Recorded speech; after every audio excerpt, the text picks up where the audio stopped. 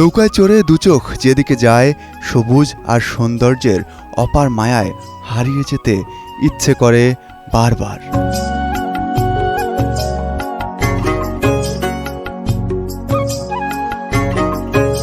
মনে পড়ে কবি জীবনানন্দ দাশের সেই বিখ্যাত উক্তি, আমি ক্লান্ত প্রাণ এক, চারদিকে জীবনের সমুদ্র সফেন, আমারে দুদণ্ড শান্তি দিয়েছিল নাটোরের বনলতা সেন।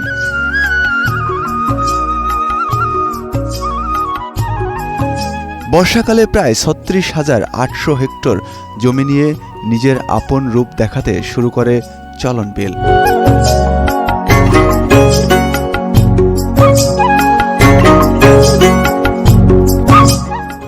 এই অঞ্চলের বেশিরভাগ মানুষ কৃষিকাজের সাথে জড়িত।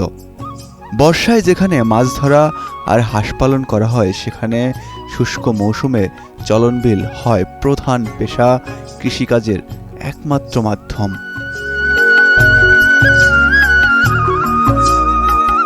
আজকের ভিডিওতে দেখাবো চলন বিল কিভাবে যাবেন, কোথায় ঘুরবেন, একদিনের মধ্যে সম্পূর্ণ ভ্রমণ শেষ করে আবার ফিরে আসবেন।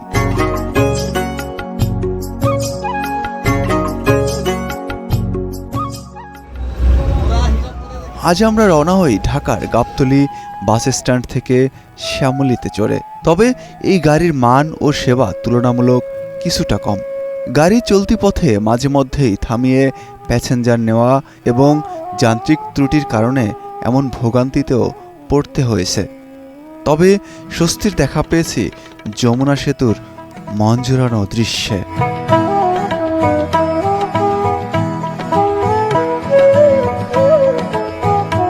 চলন বিলের আশপাশ এলাকা থেকে বেশিরভাগ মানুষ আসে এখানে পিকনিক করতে। তবে দূর দূরান্ত থেকেও ছুটে আসা মানুষজন উপভোগ করে এই অঞ্চলের অসাধারণ দৃশ্য।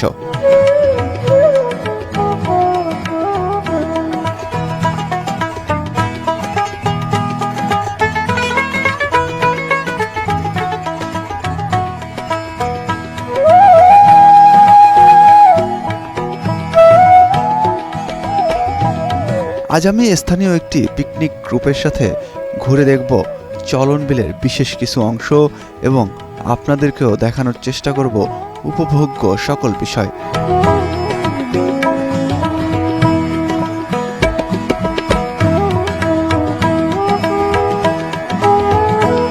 তাই নাজিরপুর বাজারঘাট থেকে রওনা দেই চলন বিলের উদ্দেশ্যে।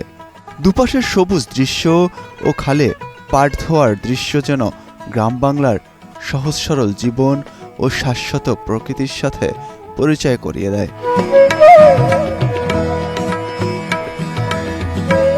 দর্শক, স্বাগত জানাচ্ছি নাটোরের একটি খাল থেকে এবং ঠিক আজকের যাত্রা আমাদের এখান থেকে শুরু হয়েছে।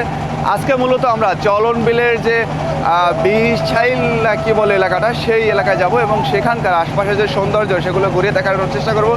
একই সাথে এই অঞ্চলের যে মানুষ রয়েছে তাদের যে জীবনমান ব্যবস্থা এবং তাদের যে কর্মজীবন এবং বর্ষায় এবং গ্রীষ্মকালে যে চলন বিলের দৃশ্য বা সেখানকার মানুষের যে ভিন্ন ভিন্ন জীবনযাপন অবস্থা, সেগুলো সম্পর্কে আপনাদেরকে বিস্তারিত বলার চেষ্টা করব আজকের এই ভিডিওতে।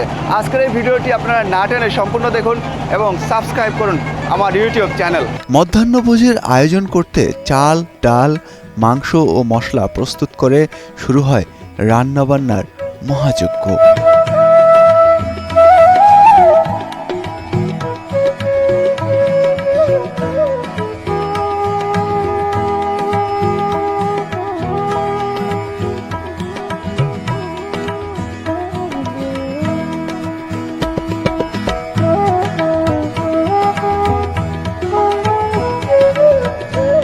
তবে রান্নার ফাঁকে চলুন আমরা হারিয়ে যাই চলন বিলের মনোমুগ্ধকর প্রকৃতির মাঝে।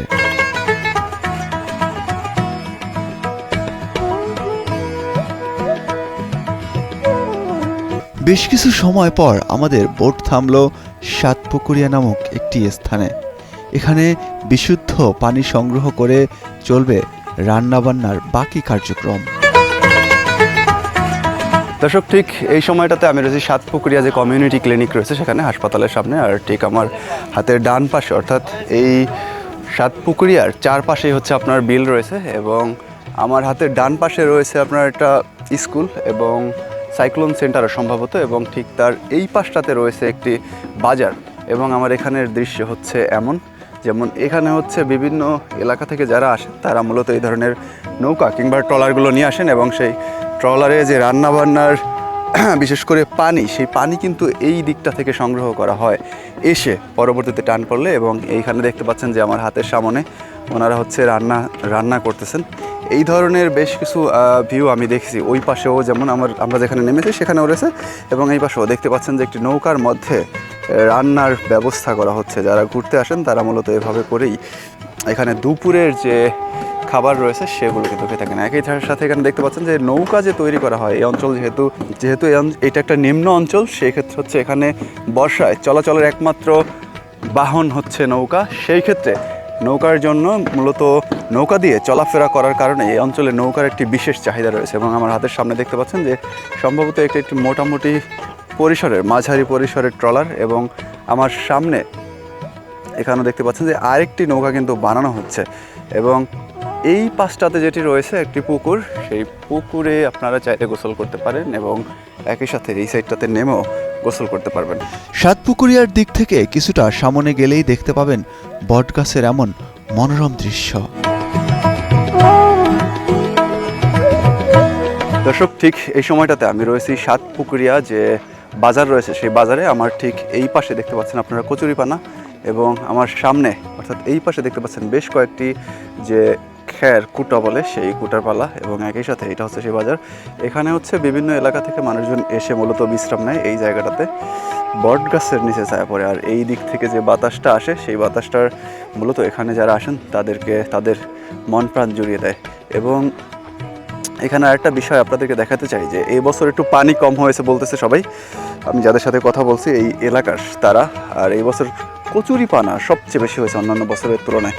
দেখুন একদম এইখানে কিন্তু পানি, আর এই হচ্ছে এখানকার অবস্থা। একটু উঁচু হওয়ার কারণে এই জায়গাটা কিন্তু ডুবে যায়নি, হয়তোবা এই পুকুরগুলো কেটে আশপাশ থেকে তারপর এটা করা হয়েছে। আর এটা সম্ভবত একটা স্কুল অথবা সাইক্লোন সেন্টার হতে পারে। আর আমি যে ইউনিয়নটিতে রয়েছি, আর এই ইউনিয়নটির নাম মূলত হচ্ছে ইতালি ইউনিয়ন। চলনবিলের আকর্ষণ এখানকার একটি দ্বীপে মাজার, চারদিকে পানি আর ঠিক মাঝেই মাজারটি। এবং হাতের ডান পাশে কিন্তু এই হজরত ঘাসি দেওয়ান রহমতুল্লাহ আলাইহের যে মাজার রয়েছে সেটি দেখতে পাবেন।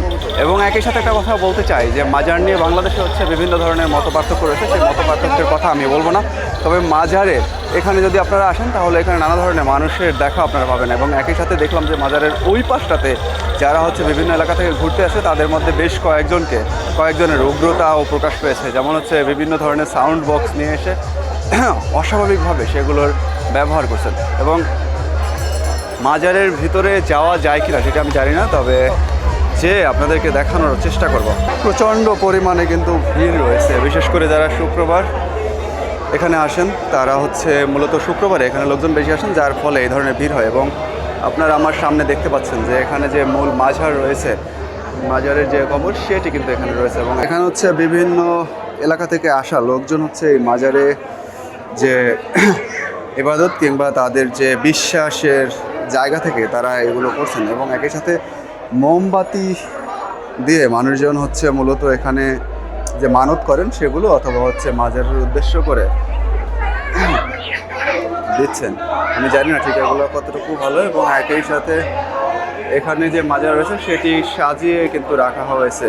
বিশেষ করে শুক্রবারে এখানে বিভিন্ন জায়গা থেকে লোকজন আসেন এই মাজারে, এবং তারা তাদের ধর্মীয় যে বিশ্বাস বোধ রয়েছে সেই জায়গা থেকে মূলত হচ্ছে তারা এই মাজারে এসে প্রার্থনা করেন আল্লাহ তাআলার কাছে, কিংবা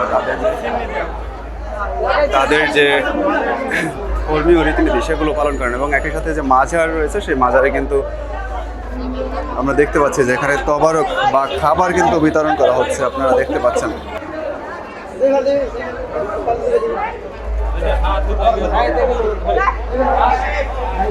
এটা এখানে কি শিরনি মানে প্রতিদিনই দেওয়া হয় নাকি হচ্ছে শুধু শুক্রবার?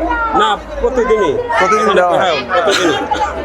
এখানে ওরা প্রত্যেক দিনই একটু জোরে বলেন, হ্যাঁ একটু জোরে বলুন। এটা সিন্নি যারা আপনার ইয়ে করে মানত করে এখানে এসে পাকচি করে আপনি দেয় সব মানে মিলে। যারা হচ্ছে ওনার ভক্তবৃন্দ হ্যাঁ, রয়েছেন তারা হচ্ছে হ্যাঁ। এখানে শিরনি নিয়ে আসেন এবং সেটা আপনারা অন্যদের মাঝে বিতরণ করে দেয়, এই তো? বিতরণ। এটা কি প্রতিদিনই হয়? প্রত্যেক দিন বা বিশেষ করে মাজারের পক্ষ থেকে কোনো ধরনের কি কোনো তবারক বিতরণ হয় কিনা? না না না না এটা না। দর্শক আসলে ওনারা বলছিলেন যে মাজারের পক্ষ থেকে বিশেষ করে কোনো তবারক বিতরণ করা হয় না, তবে এখানে যারা ওনার ভক্ত রয়েছেন ভক্তবৃন্দ তারা হচ্ছে মাজারে যে শিরনি কিংবা তবারক দিয়ে থাকেন সেগুলো অন্য যে ভক্তরা রয়েছেন তাদের মাঝে বিতরণ করে দেওয়া হয়। দর্শক এবং একই সাথে মাজারের প্রাঙ্গণে বাইরে দেখবেন যে বিভিন্ন ধরনের দোকানপাট কিন্তু এখানে বসেছে, সেটি আপনারা দেখতে পাচ্ছেন এবং একই সাথে এই পাশে যে নদী রয়েছে সেই নদীর ওই দিকটাতেও কিন্তু বেশ কয়েকটা দোকান রয়েছে। তবে এখানকার যারা দর্শনার্থী বা ভক্ত রয়েছেন তারা বলছেন যে আসলে যদি এখানে একটা মসজিদ এবং 2টা টয়লেট হইতো তাহলে তাদের জন্য এখানে আসা আরও বেশি সহজ হয়ে যেত এবং এখানে আসলে আপনারা বিভিন্ন ধরনের যে বাচ্চাদের খেলনা থেকে শুরু করে খাবার দাবার সেগুলোও পাবেন। মাজারের পর আমরা রওনা হই চলনবিলের সবচেয়ে আকর্ষণীয় স্থান কুন্দইল ও বিলসা ভ্রমণে। তবে কুন্দইল শেষ করে বিলসার দিকে রওনা হলে এই স্থানে আসলে পিকনিকে আসা ট্রলারগুলোর সাজসজ্জা আপনাকে মনোমুগ্ধকর মুহূর্ত উপহার দেবে।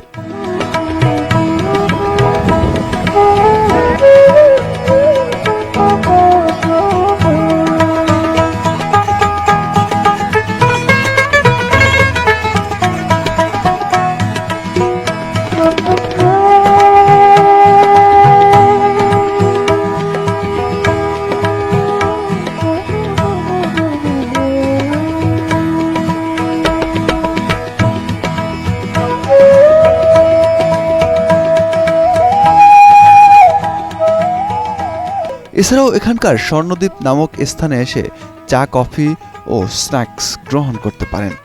দর্শক আজকের মতো এখানেই বিদায় নিচ্ছি, তবে দেখা হবে নতুন কোনো এক ভিডিওতে। ততক্ষণ ভালো থাকুন, সুস্থ থাকুন, আল্লাহ হাফেজ।